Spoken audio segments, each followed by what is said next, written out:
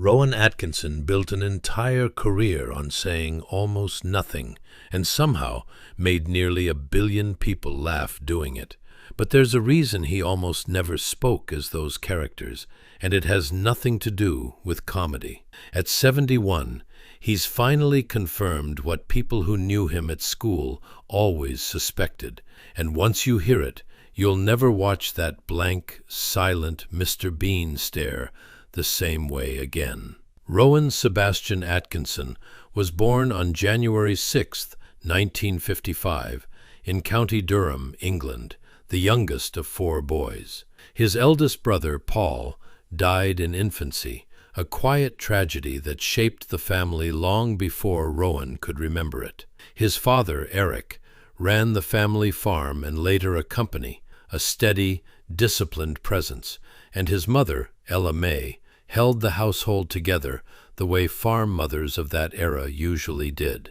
It was a calm, orderly childhood on paper, nothing like the chaos Rowan would eventually build his entire career around. Then, around age 5, a stutter took hold, and it did not let go quietly. At the Durham Chorister School, where he was sent as a boarder, speaking became a daily obstacle course. Teachers remembered a shy boy with an unusually expressive face. Classmates were far less kind, mocking him relentlessly, at times calling him an alien for the odd, halting way he spoke. One of the other boys at that school, 2 years behind him, was a future prime minister named Tony Blair, who would later admit he still vaguely remembered how rough the teasing toward Rowan actually got. But somewhere in the middle of that daily humiliation, Rowan stumbled onto something strange. When he performed, even in the smallest school sketch, the stutter disappeared entirely. Not faded, disappeared. It would return the moment the performance ended, and he had to simply be himself again. But for those few minutes on a stage, something in his brain rerouted around the block that tripped him up everywhere else. He wouldn't fully understand what that meant for years.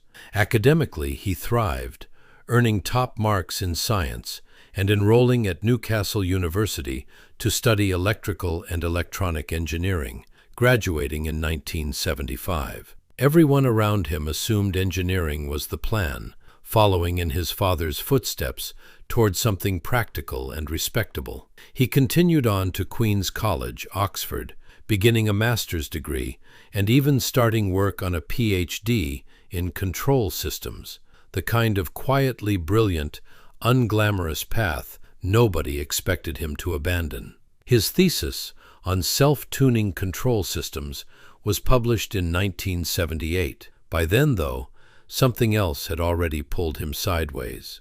At Oxford, Rowan joined a review group and met a young writer named Richard Curtis, who would later describe watching a quiet, almost invisible Rowan sit through rehearsals, saying almost nothing, until the moment he actually performed a sketch, at which point the room simply stopped. A driving routine, a strange, silent mime and speech act. Curtis has said watching that shift happen in real time felt like watching someone step out of one body and into a completely different one. In August 1976, Rowan performed with the Oxford Review at the Edinburgh Festival Fringe, his first real national exposure, and audiences responded to something in him that even his own professors hadn't noticed in 3 years of tutorials. The years right after Oxford were harder than the highlight reels usually admit. The BBC rejected him repeatedly through 1978 and into 1979. Executives simply didn't know what to do with his kind of comedy, visual, strange, built around silence rather than punchlines. His stutter, especially under the pressure of auditions and interviews, got worse, not better, and there were real, serious moments where Rowan considered walking away from performing altogether and going back to engineering, the safe path his degree had already paved for him. What kept him from turning back was the same discovery he'd made as a frightened schoolboy. When he disappeared into a character, The words simply stopped catching in his throat. He didn't need to speak flawlessly, as Rowan Atkinson. He needed a character to speak for him. Not the 9 o'clock news finally gave him that character, though its launch could not have gone worse. The show's premiere was delayed by a general election, and when it finally aired in 1980, almost nobody watched, and the reviews that did appear were brutal, with one critic calling it the worst half-hour of television ever broadcast. Most shows die right there. This one didn't, because a single BBC controller believed in it enough to order a second series anyway, a decision that quietly rewired the entire trajectory of British comedy. That second series produced Gerald the Gorilla, a sketch built around Rowan in a gorilla suit delivering a furious, gloriously stupid rant. And it detonated. It won awards. It turned Rowan into a household name almost overnight.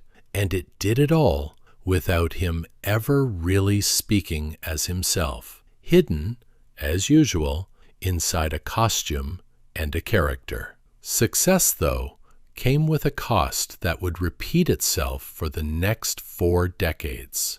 Along the way, in 1981, Not the 9 o'clock news produced an unlikely novelty hit, a song called I Like Trucking, and audiences loved it, partly because Rowan wasn't simply acting the part. He genuinely drove the lorry in the sketch himself, thanks to a real Class 1 driving license he'd picked up specifically to guarantee himself steady work as a young, uncertain actor. It's a small, telling detail about how his mind actually worked, hedging his own creative risk with a completely unglamorous, practical backup skill. The engineer never quite leaving the comedian alone. By 1982, at the very peak of the show's popularity, the cast simply walked away, worn down by the unrelenting pace, the writing pressure, the toll it had taken on everyone involved. Rowan, most of all, given the anxiety that had quietly lived under the surface since childhood. It's a strange, almost countercultural moment in television history. A group of performers choosing their own well-being over an audience begging for more. Rowan didn't slow down exactly. He simply moved sideways, straight into his next enormous gamble. Blackadder nearly didn't survive its own first season. Co-created with Richard Curtis and set in an alternate medieval history, it was filmed on lavish, expensive sets at Alnwick Castle, plagued by bad weather, and very nearly cancelled outright because of the ballooning budget. Critics were lukewarm at best. What saved it was a single international Emmy win, just enough validation to convince the BBC to try a second series, this time with the budget slashed and the format simplified into 3 sparse studio sets. Those constraints, oddly, made everything better. Ben Elton joined the writing team for Series 2, sharpening the comedy considerably. Miranda Richardson's unhinged Queenie became an instant favorite, and Edmund Blackadder himself evolved from a bumbling prince into a razor-tongued schemer, permanently stuck in the middle of a hierarchy he could never quite climb. It was the 4th and final series, Blackadder Goes Forth, set in the trenches of the First World War, that became something nobody expected from a sitcom. Rowan later said the show found a strange powerful balance between real comedy and a genuinely sharp meditation on the futility of war. Working alongside Hugh Laurie and Tony Robinson with a chemistry he has said many times since could never be recreated. The finale, in which the characters go over the top into no man's land in slow motion, remains one of the most quietly devastating endings in television history. Comedy that earns the right to stop being funny for exactly long enough to make its point. Then came Mr. Bean, and with it, the widest possible gap between what audiences saw and what Rowan actually felt making it.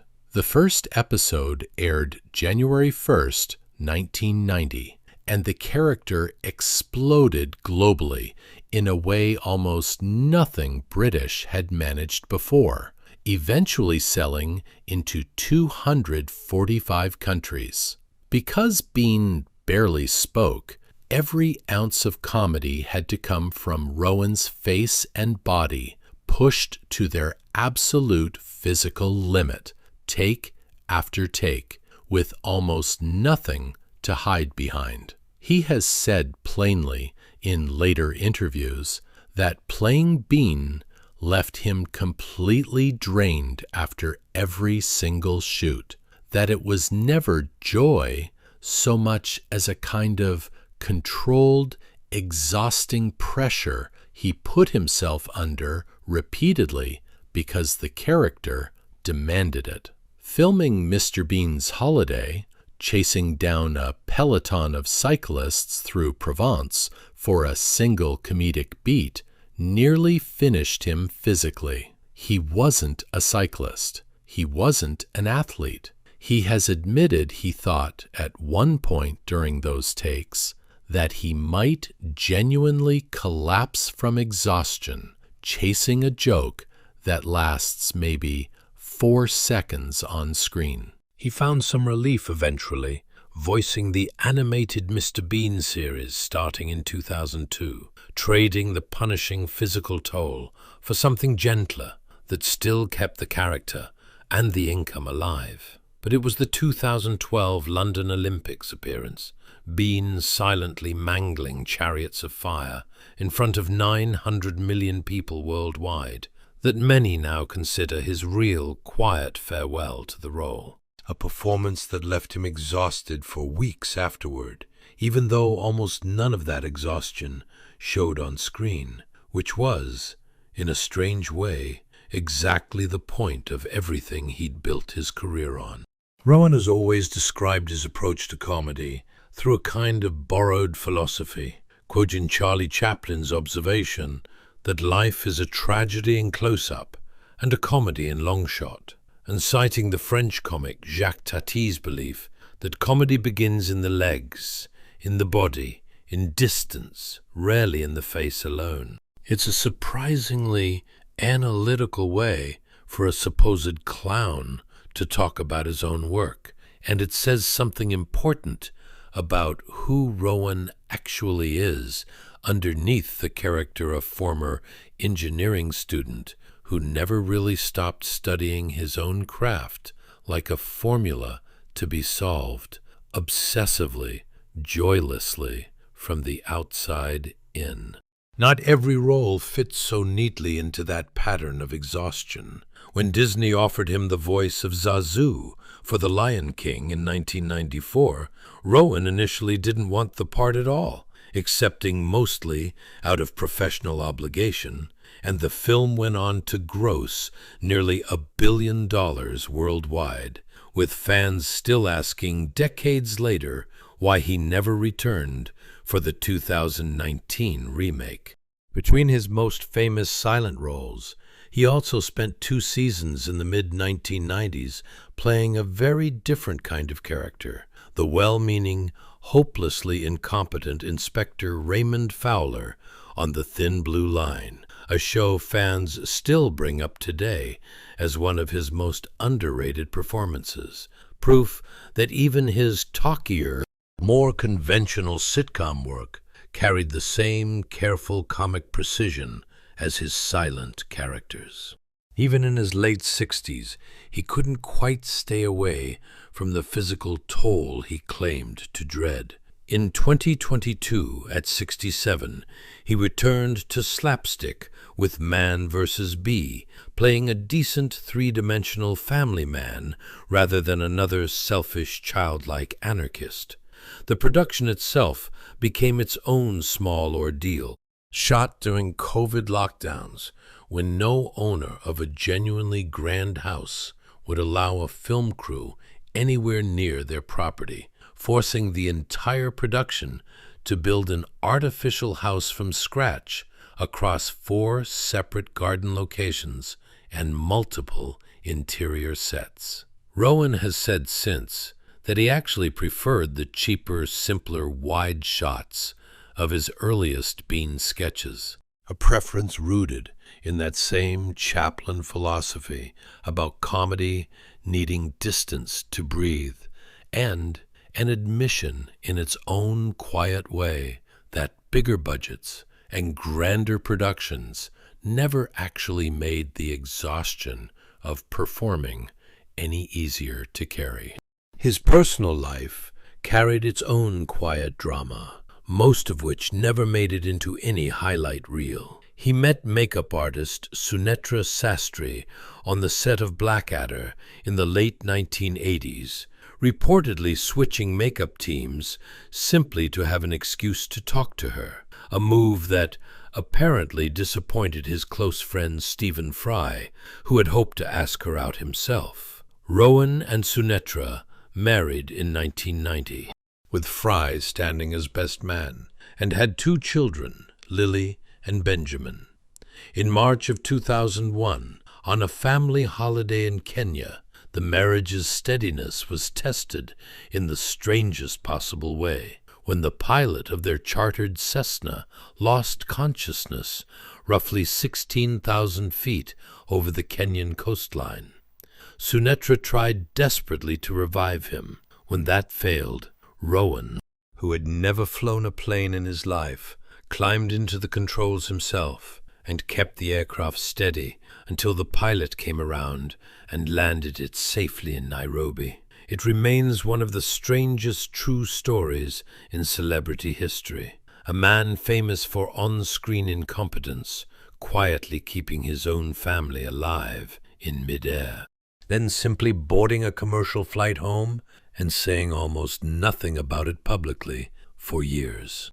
The marriage, after nearly 24 years, ended in divorce in 2015. Rowan soon began a relationship with actress Louise Ford, 27 years his junior, and the 2 welcomed a daughter in 2017, making him a father again at 62. It generated exactly the kind of tabloid noise you'd expect, but Rowan characteristically said very little about any of it publicly.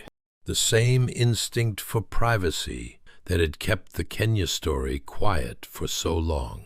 He has not, however, stayed quiet about everything. In 2012, he stood up in front of Parliament to argue against expanding hate speech laws, insisting that uncomfortable ideas deserved legal protection rather than silence, a position that drew sharp criticism from some activists, even as it eventually helped shift the law. In 2023, he wrote an opinion piece questioning how environmentally friendly electric vehicles really were, a position that drew even sharper backlash once critics pointed out his own well-documented collection of high-performance cars, and that some analysts linked to a measurable dip in UK electric vehicle sales that year.